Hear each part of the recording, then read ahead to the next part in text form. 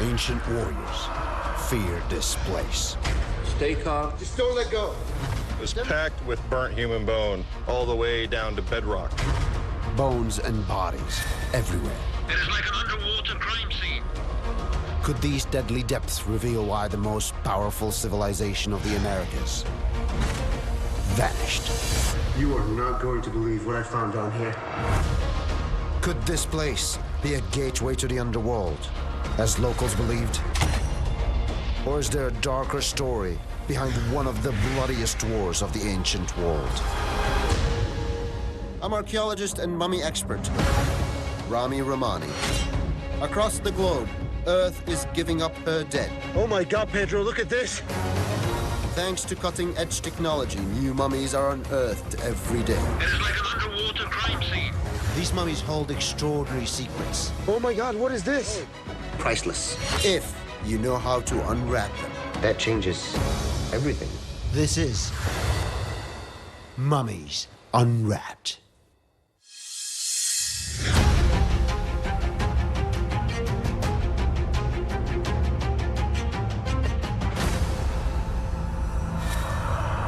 Just recently, a mass underwater grave filled with hundreds of ancient human remains was discovered in a cenote near the lost Mayan city of Mayapan. Its existence cannot be explained by archaeologists. Locals insist these water-filled caves are gateways to the underworld. And this one is guarded by a massive serpent demon. Could this legend explain why these bodies ended up in the cenote? I've come here to the Yucatan Peninsula to investigate. All my life, I've looked to the dead for vital information to explain the greatest mysteries faced by mankind. And I always start with the keeper of all clues, the mummies. My first step in this investigation is meeting Dr. Bradley Russell, an American archaeologist who spent his career the past 20 years studying the Maya, and specifically this area, Mayapan. The Maya. They were the longest-lasting civilization of the Americas.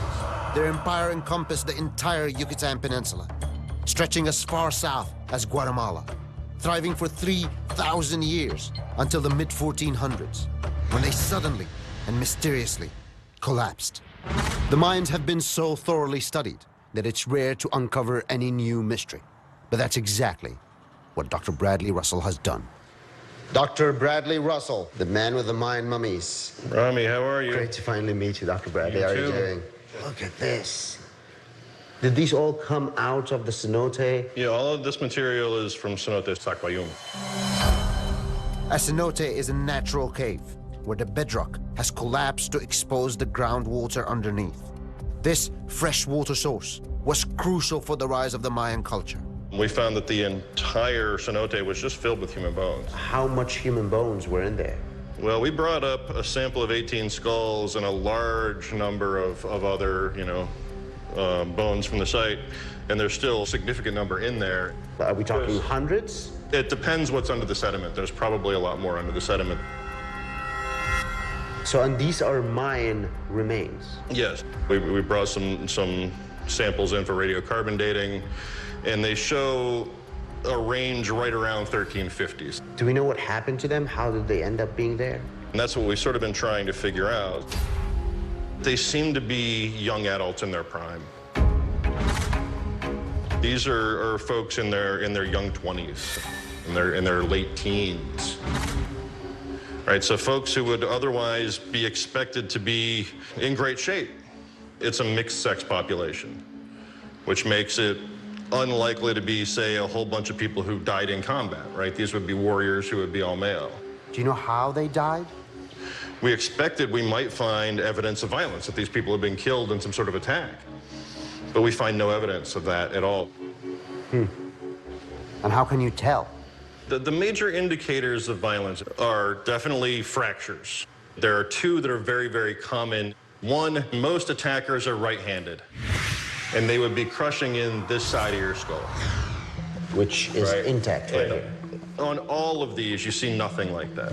The other thing that's a very, very common injury in warfare or violence or even spousal abuse are defensive injuries to the arm. And this is an arm bone right here. Right, so this is an upper arm bone. There are no cut marks, there are no fractures. Looking at these skulls, though, they are deformed skulls. I've seen skulls like this before in different ancient cultures. Here you can see the flattening here across the back of the skull.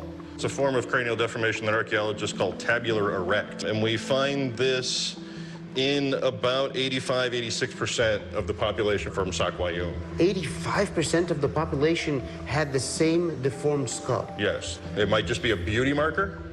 It might be an indication of ethnicity, right? That these were people from a specific area or a specific social group that wanted to mark their bodies in a way that you could see them from a distance, right? You could know without a doubt, okay, those people are part of that ethnic group. So they specifically deformed their own skulls. Yes. And is there any reason to believe that it was a mass sacrifice? We don't really have any evidence for that. You see a variety of forms of sacrifice, decapitations or heart extractions. The Maya believed that their gods were nourished by human blood, and that the sacrifice of a human life was the ultimate offering. Over 1,000 years, hundreds of thousands of victims lost their lives to this brutal violence. And from this human remains, we know for a fact that these human remains that were found in the cenote were not brutally murdered. Yeah, we have no evidence of any kind of acts of violence like that. So the possibilities here are limited, really. Something more significant is in that cenote. No, I completely agree with that.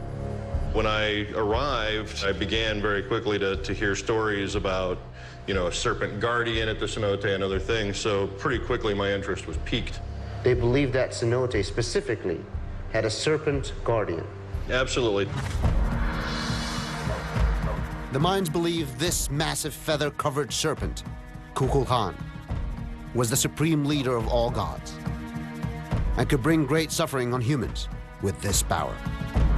But do people believe that the serpent guardian is responsible for these human remains?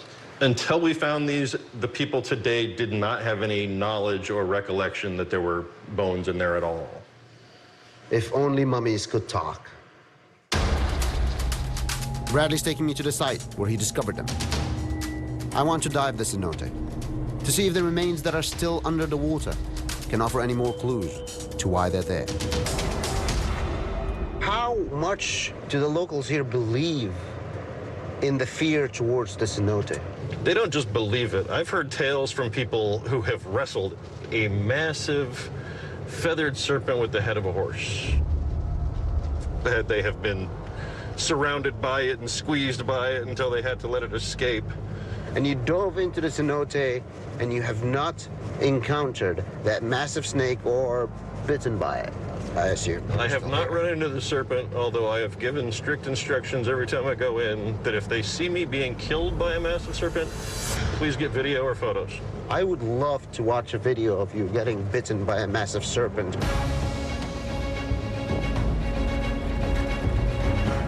Even though Bradley has never seen the massive serpent demon, the locals here believe there is something very dangerous about this cenote, and they have for hundreds of years. So this is it. This is one very small section of a 9-kilometer-long city wall, the largest defensive fortification really anywhere in the Maya area in broader Mesoamerica. That's pretty amazing. So this is 9 kilometers long. Yeah. And it surrounds the whole city of Mayapan. It includes 4.2 square kilometers of the city, which has 4,000 structures inside of it. Wow. And Saquayum, the cenote, is completely outside of the city of Mayapan, correct? Yeah, you can see how the city wall actually diverts and curves around and leaves the cenote excluded from this interior civilian space. Sounds like it was on purpose. Yeah, it absolutely does seem to be an intentional. When you move further to the north along this wall, you actually see that it does just the opposite, where it bumps out and includes the cenote up the line. Huh. Pretty mysterious. Why is the cenote so dangerous that the wall was built to exclude it? Bradley and I are going to dive the cenote to see if the answer is with the bodies that are still at the bottom. So here it is, Cenote Saquayum. Wow. It's impressive, right? Marvelous. Water source is extremely important. And the cenotes are here. And that's how the whole Mayan civilization happened. They took place right next to those cenotes. That's where the population clusters. The houses are densest, closest to the cenotes.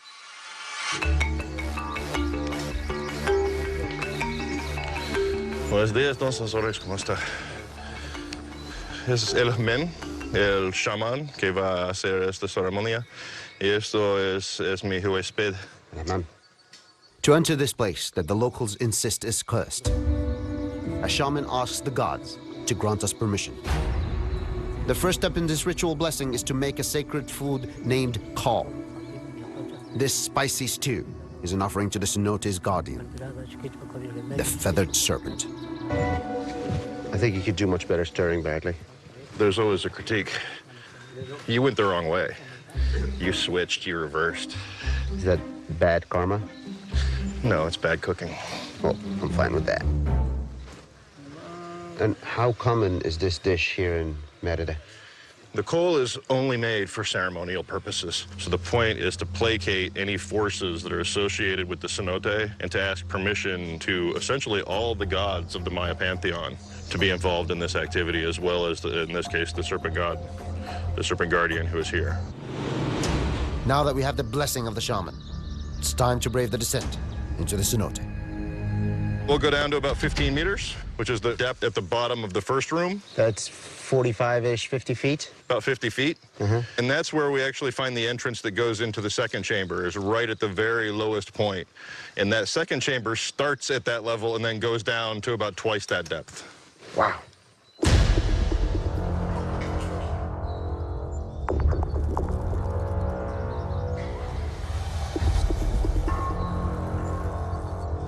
Just don't let go. The descent into the cave is just the beginning. It's what lies underneath the jungle right here. At the bottom of the cenote that the locals believe is cursed are the remains of hundreds of bodies that have been decaying in the water for hundreds of years. You good, Bradley? I'm good, man.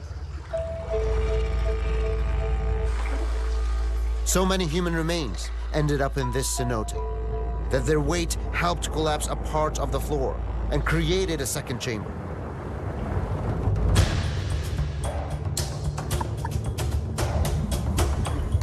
Rami, the second chamber is going to be through here. It's tight. Be sure to stay low. Wow, that's pretty narrow. Rami, this is your guideline. It starts here at the entrance. Keep your hand on it. Don't lose it. We're going to have to move kind of fast. In the second chamber, it's quite a bit deeper than the first, and our air will be dropping pretty quickly. This tunnel looks like it's never going to end. The second chamber is going to open up in front of us in a second. Just stay calm. We're getting there. Wow. It's like an underwater crime scene.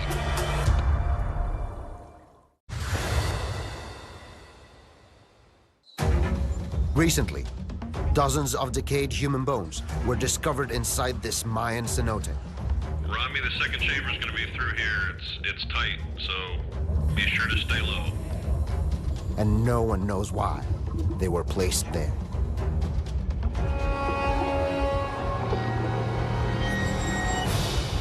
It's like an underwater crime scene. Wow, look at this cranium. I'm going to fan this a little bit so we can clear a little bit of the sediment. It is amazing how well preserved these bones are. There are skulls and bones everywhere.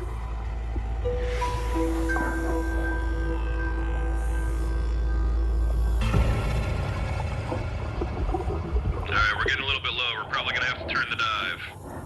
Let's head back on down the slope. Follow the guidelines, stay in contact with it. Bone-chilling stories have kept the locals far from this cenote. But could they hold any truth? Wow. That was something else, right? It's absolutely mind-boggling. What are these human remains doing down there? This is the big question. It can't be just a mistake. It can't be just people walking around falling into a cenote. No, it absolutely was intentional. Now that I've seen the cenote, I want to learn more about the legend of the serpent demon that is said to guard it. I've arranged to meet a local snake expert who's taking me to talk to some of these people that believe they have seen this massive snake. Él está interesado en saber la historia de la culebra que usted vio. I'm always intrigued with local lore. It often has specific details that can help me get closer to the truth. Pues se lo conoces esa, me dice el señor. Ven a verla, niña. Yo fui a verla. Puchi, así está su negocio. Una cosa grande, más de 3 metros de largo. Y entonces cuando lo vi, está su cabeza como acostado así, pasando su ojo así como los iguanos, como cuando están así. Escuchamos un ruido y vimos que los pájaros se levantaban. Entonces nosotros asustados nos escondíamos. Entonces cuando de repente vimos salir como una serpiente, algo muy grande. How thick was that snake? ¿Qué tan gruesa era? Como grande de su cabeza de un caballo. El caballo es de tamaño, esta es su... That thick. Wow, that thick? Sí. Está viniendo corriendo el señor, digo, cosa, vienes corriendo. Teníamos miedo a que nos comiera, porque algo muy grande. Se caía en su ala. Tenía alas. Sí. There is truth to these stories. The most common to the story is like a rattlesnake. They have scales like a feather. Luis's expertise is specifically in the snakes of the Yucatan Peninsula. For the size that you told me, maybe a big boa. Because the rattlesnakes are tiny. Yes, maybe I try to figure out a mix to both species, maybe a different species that we don't know. While the idea of a feathered serpent might sound far-fetched, in 2016, scientists confirmed that embryos of reptiles and birds both share spot-like structures that can lead to scales or feathers. And although anacondas generally live south of the Yucatan Peninsula, is it possible that this semi-aquatic snake, which can reach nearly 30 feet in length, could be in this area? I mean, you learn something new about snakes. How long have you been a herpetologist? Like 20 years. 20 years being a herpetologist. What was the most magnificent thing that you learned? The different behavior of different snakes here in the peninsula. The behaviors. The behavior, the feed behavior for some. The feeding example, behavior. Yes. They can evolve. They can evolve. They can mutate. Yeah. I'm going to show you a place where the snake behavior is out of this world. To show me these out-of-this-world snakes, Luis is taking me to a cave of the hanging serpents. It has long been a source of terror because of the legend of the mutant snakes with mystical powers that live inside. Could it be that these local people have seen an undiscovered snake species? There we have a snake in the road. You can stop. We're not even to our destination, and Luis has already found a snake to show me. It's one of the venomous snakes here in the Yucatan Peninsula. Why do you want to go out? Because it's dead, no problem. Yeah, it's acting dead. Yes. Snakes are very sneaky. That's that sneaky, the word sneaky comes from snakes. Yeah. Wow, look at this. Can I touch it? Yeah, you can touch. Oh, the skin feels so... Oh my God, it's beautiful, but disgusting at the same time. What is it called? They call vine snake. The scientific name is Oxybelis fulgidus. Look at the skin. We have 57 species of different snakes, and only 5 snakes are completely lethal. Of the 5 lethally venomous snakes found here in the Yucatan, 4 are vipers that have evolved to have heat-sensing nostrils so they can find and kill their prey in total darkness. It's in this one. This is the craziest road I've ever been on, in the middle of the jungle. We're headed to see the hanging snakes, but Luis still thinks our legs may need some protection. There are so many species of snakes out here in the Yucatan region, and they can attack in so many different ways. 24 of them are found nowhere else in the world, but here. Is there anything to protect my face? No, you don't need. I need my face. What are you You don't need about? to protect your That's face. rude. So I just watch for snakes on the ground, right? Yes.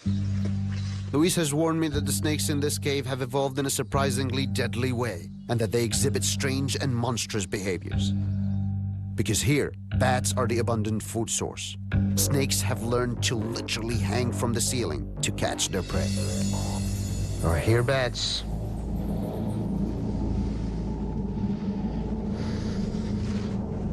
It's very slippery. There's a lot of guano.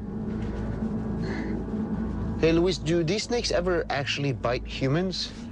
Not usually. Not usually. That's very comforting. Thank you very much. If it wasn't for our flashlights, this cave would be pitch black.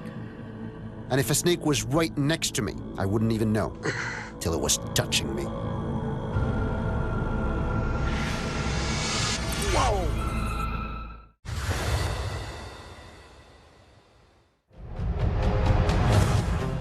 I'm just outside the ancient city of Mayapan with herpetologist Luis Diaz. He's brought me to a cave in the jungle to see whether the unusual snake behavior in this region might help explain how hundreds of human bodies ended up in a nearby Mayan cenote. Making narrow. It's getting narrower. Space are very narrow, and only one of us can go inside. You first.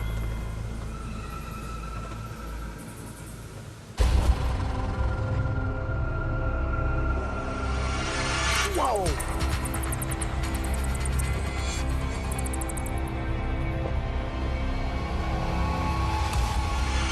Whoa!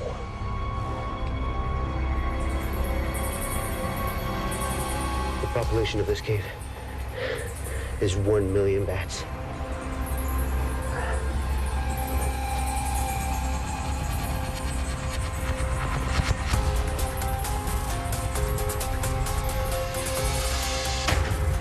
See a snake? Oh my God. It's huge. Right there.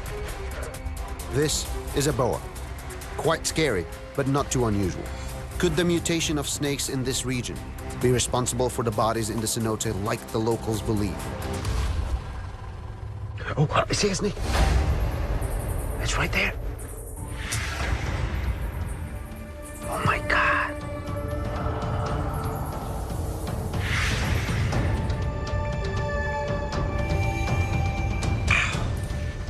Luis, that's an amazing... It is clear to me that there are unique and dangerous snakes in this region. But it doesn't seem possible that they are responsible for those bodies inside the cenote. Now the question is, why and how did this legend start? Because he's an expert on Mayan history and culture, I've asked Dr. Bradley Russell to help me look for clues among the Mayapan ruins. Not only did people here fear the deadly snake god Kukulkan, they also built a monument to him in the very center of Mayapan. This is the Temple of Kukulkan. It's also called El Castillo, the castles. And it's a monument to the feathered serpent, to Kukulkan. The largest temple in all of Mayapan was dedicated to the Kukulkan. It's really the beating heart of Mayapan. According to legend, Kukulkan, the feathered serpent god, gave mankind laws. The ruling families got their power from Kukulkan, who symbolized the divinity of the state, and served as a messenger between the kings and the god. But like all Mayan gods, he required sacrifice. So this is the sacrificial location. This is. Essentially, they would be spread out backwards over the stone, and that would expose their chest so that they could get underneath the sternum and pull out the heart that way. Here, like in public? It's always public. But it's also really important to understand that they were a way for the state, or in this case, a particular lineage, to show their power to the people and to remind them who was in charge. At this time, a great civil war was raging in Mayapan. The rulers used public sacrifices as a show of force and displayed bodies all over the city. What story does this scene tell? So this is an individual who's been decapitated. So you can see you have this niche. And when we excavated this, they found skull fragments and mandibles. So this entire temple would have been covered with scenery of sacrifice. Yes, absolutely. Again, an obvious show of power from the Mayans here. Right. How long did Mayapan last? Mayapan was around from 1100 to 1450. 350 years of death that ended with drought, war, rebellion.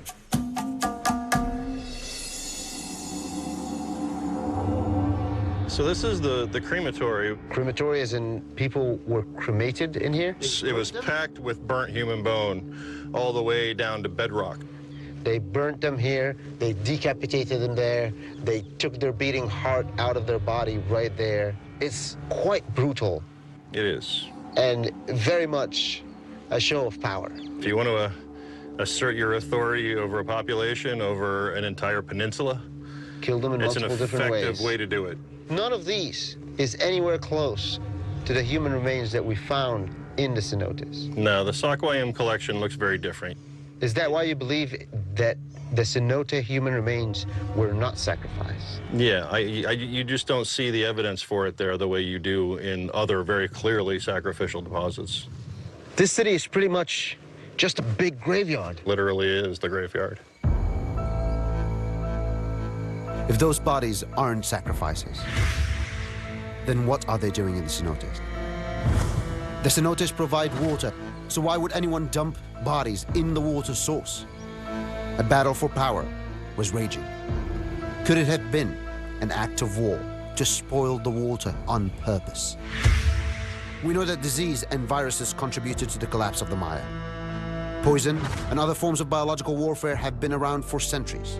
As far back as 590 BC, Athenians poisoned the water supply of their enemies. And during the Middle Ages, Genghis Khan used plague-infested bodies as weapon against his enemy.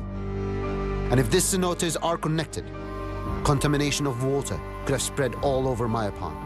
Is it possible that the plague that brought down the Maya was spread intentionally? Bradley, I have a question. Yeah? Are the cenotes connected? They're connected by water. So all the cenotes are connected under the ground? Yes. This is what I'm thinking. What if those bodies inside Saquayum were dumped there on purpose, deliberately, to poison the water as a part of the war? I don't think the amount of contamination that you're dealing with in that situation would affect a city this size. Unless there's more cenotes similar to Saquayum, hundreds of bodies that have been dumped there to poison the main water source for the whole city. What we know about the history of Mayapan, it wasn't epidemic disease that drove the political disintegration of this city. Nobody knows the source of those diseases. There's a possibility here that we're looking at one of the first recorded attempts of biological warfare in this region.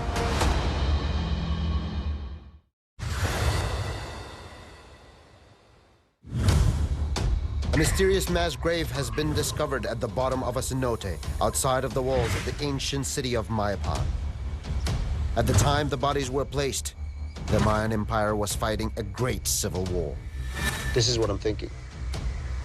What if those bodies inside Saquayum were dumped there on purpose, deliberately, to poison the water as a part of the war? I don't think the amount of contamination that you're dealing with in that situation would affect a city this size. Unless there's more cenotes, similar to Saquayum, hundreds of bodies that have been dumped there to poison the main water source for the whole city. There's a possibility here that we're looking at one of the first recorded attempts of biological warfare in this region. How many cenotes outside of the city of Mayapan, outside of the walls of Mayapan, have been excavated by archaeologists, Brad? Oh, a tiny fraction. If more and more cenotes outside of the city of Mayapan ends up with mass burials discovered, then a biological warfare is plausible. It is.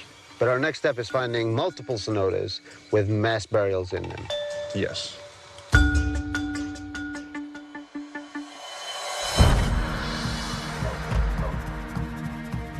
Disease, drought, and conflict were tearing Mayan society apart. If someone could get control of the water supply, they could control the whole city. To prove my theory, I need to find more cenotes similar to Saquayum, ones that might also contain human remains. I will look for cenotes excluded from Mayapan by its city wall, using one of my favorite high-tech tools. LiDAR technology has been crucial for archaeology in the past years. It's basically laser pulses of light that measures the distance to a target. So in a jungle like this, you can see under the canopy of the jungle. Using LiDAR, along with a drone, means we can scan the area very quickly. I did LiDAR in Egypt. We ended up finding a hidden pyramid under the sand. So what I'm looking for is a cenote. There are thousands of cenotes around here. I know, but the cenote I'm looking for has to have 4 specific things. It has to be near the mine wall. It has to be near Saquayum. It has to be outside of the old city of Mayapan, outside the wall. And it has to be deep and somewhat hidden. There are cenotes hidden around here. We will find them with this LiDAR. Perfect, that's what I'm looking for. Let's do this. Let's do it.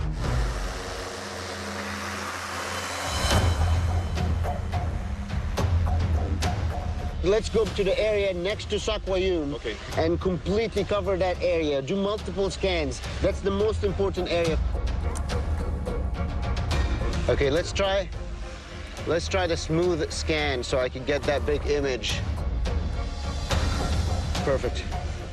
I think we got what we need, guys. Let's let it process and see what we got.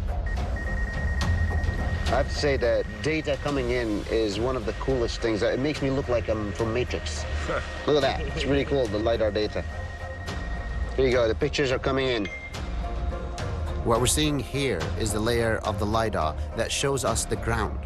Any dark spots are cenotes. So this is our center. This is the city of Mayapan. Here you go. Saquayum should be around here. Is it, George? Yep, I think so. Wow. Look at this. That's amazing. There are cenotes everywhere. This is literally just thousands of cenotes, thousands of holes in the ground. Okay, let's go to... Saquayum is right there. Here you go. So this right here is where I was diving yesterday. There are dozens of ancient Mayan mummies. So we have 4 cenotes right here. 1, 2, 3, 4 are the closest to Saquayum. If people go into a cenote regularly, we would know if it has any remains in it. So this means it's out. What is this? It's cenote, right? Yep, that's cenote. Oh, that's the open one. That's the public cenote. Oh, okay, okay. Definitely not the cenote we're looking for. Okay. And that's another one, which looks public as well. So that narrows it down between 2 specific cenotes right here. This one right here, and that one right there. This one is closest to Saquayum. We'll check both, but let's start with the one closest to Saquayum. This cenote right here, it's got the GPS coordinates. There's a little building next to that small cenote, but that's the one we need to check out. Yeah. This is great work. Thank you very much, guys. That was perfect.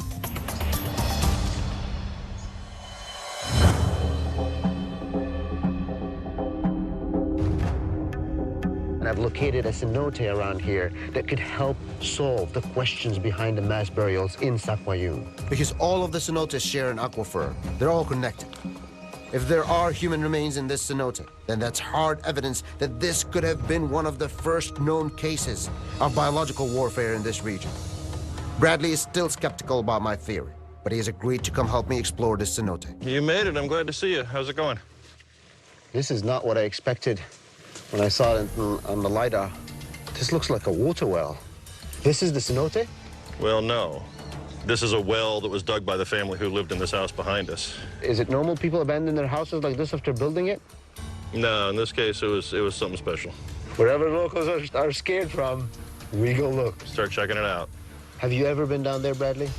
This one, no. This is sort of a new experience for all of us, really. This does not look as inviting.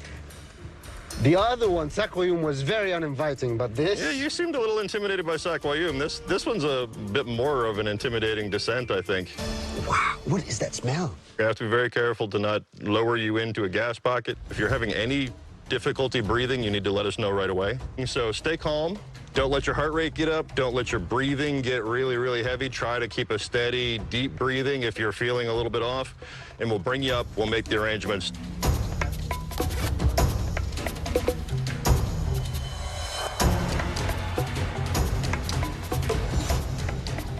Okay. Just keep a check on your breathing.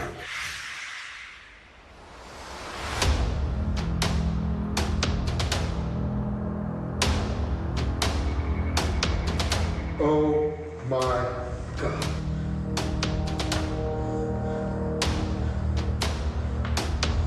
There's a bit of land here that I'm trying to land on first to assess before I dive. So I'm gonna try to swing myself on the rope. Can you ask them to dangle me a little bit more? Okay, they're lowering. Okay, right there, right there, right there. Right there, right there, right there, right there.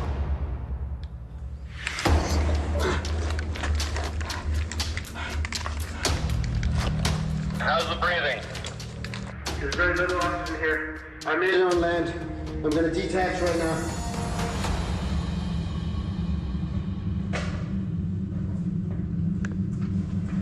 Brad. How are you diving? I'm still on land. Carefully down there, because there's usually a lot of collapsed stone and things. Brad, What do you got?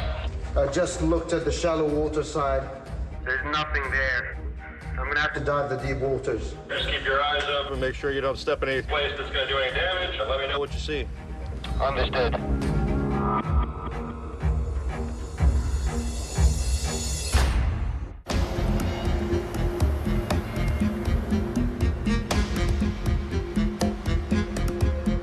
Like most people, when I think of Mexico's Yucatan Peninsula, I think of hot vacation spots like Cancun or Tulum. But the capital of this state is actually right here, Merida.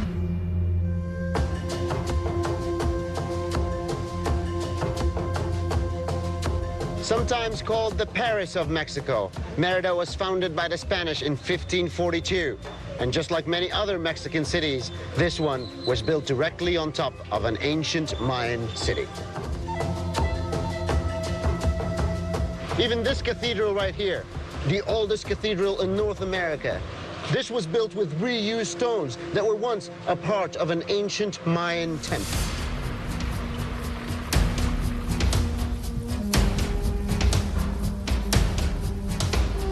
A 1,000 years ago, these stones could have been a part of an altar of a Mayan temple that was used for human sacrifice.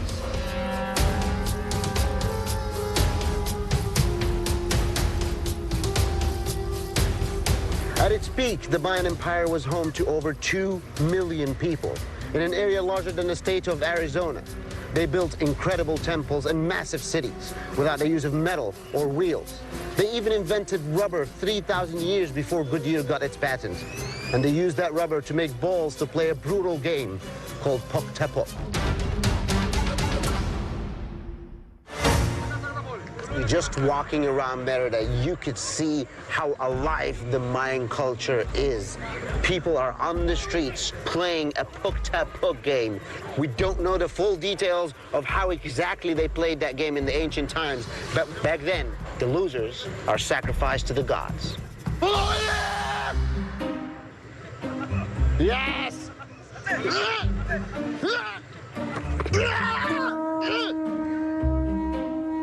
That means I'm dead.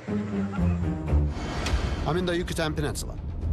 the site of the former Mayan city, Mayapan, investigating the discovery of hundreds of human remains in a cenote. Why were these bodies left to rot in the main water supply? We know that diseases contributed to the fall of the Maya. I believe these bodies were an orchestrated plot to take down the city by poisoning their water supply as a part of a violent civil war that raged at the time. If this cenote also contains human remains, then it's evidence that my theory might be true.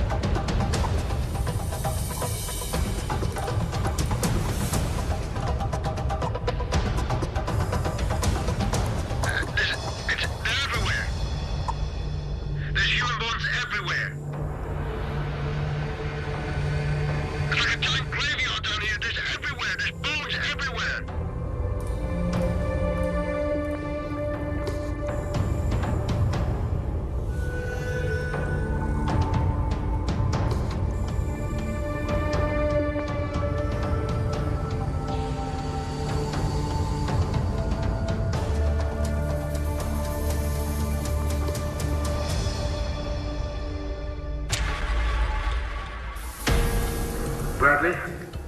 Talk to me, Bradley. What do you got? You are not going to believe what I found down here. As Mayapan fell, warring factions violently tore each other apart. I believe that they also used biological warfare. And this confirms that my theory could be true.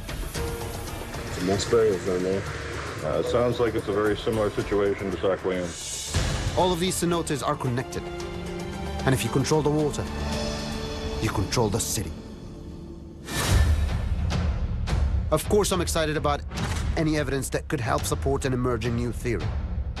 But the more I think about those bones, the more I think about the Mayan Empire. How strong they were. They built massive temples and incredible cities. It is very possible that they also understood the idea of biological warfare. And that during this great civil war, it helped tear the city apart and caused their empire to collapse.